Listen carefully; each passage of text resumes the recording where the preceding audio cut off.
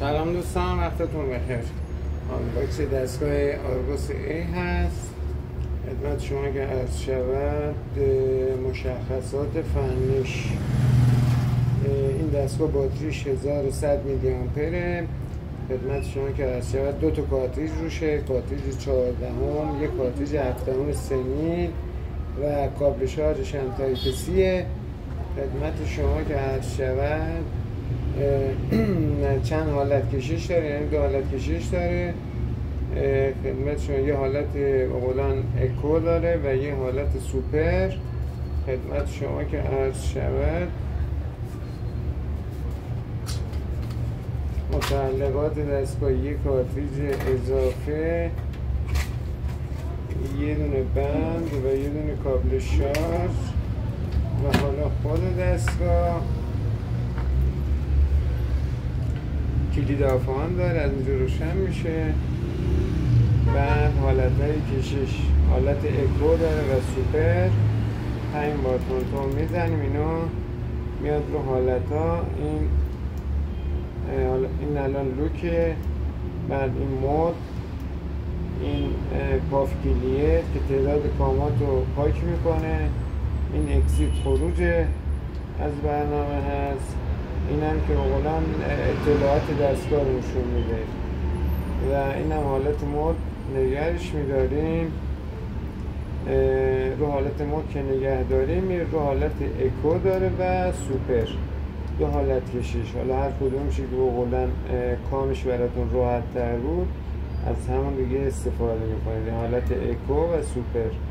اکو دود سبکتری داره، سوپر دود سنگین‌تری داره. بعد باز دکمه رو از بغل نگه میداریم و خارج میشه از برنامه. 5 بار تون میزنیم، باز میره رو حالت پاف کلیر. این هم که بقولن تعداد کامات رو پاک میکنه. بعد این یکی خروج از برنامه هست. این اطلاعات دستگاه رو نشون میده. رو دکمه چند ثانیه که دستتون نگه دارید اطلاعات باز میشه. ورژن دستگاه هست توتال بافه و بقولن متعلقات دیگه و توان دستگاه رو نشون میده. باز این هم که قفل دستگاه رو نشون میده.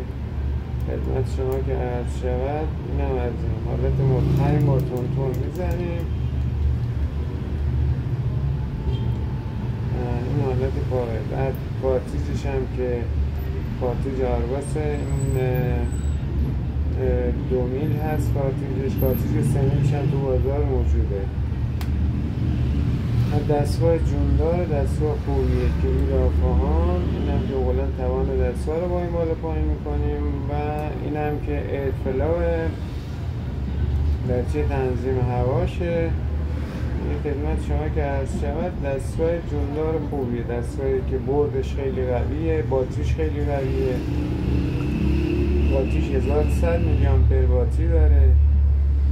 بعد خدمت شما که عرض شود خلاصه دستگاه خوبیه. الان بهترین دستگاه موجود تو بازار آرگوس ایه که پادماده، که بقولن 2 تا کار براتون انجام میده، هم کار قلیونی ها رو انجام میده هم کار سیگاری ها. یه دستگاه خلاصه دستگاه جوندار خیلی خوبیه. اینم از این.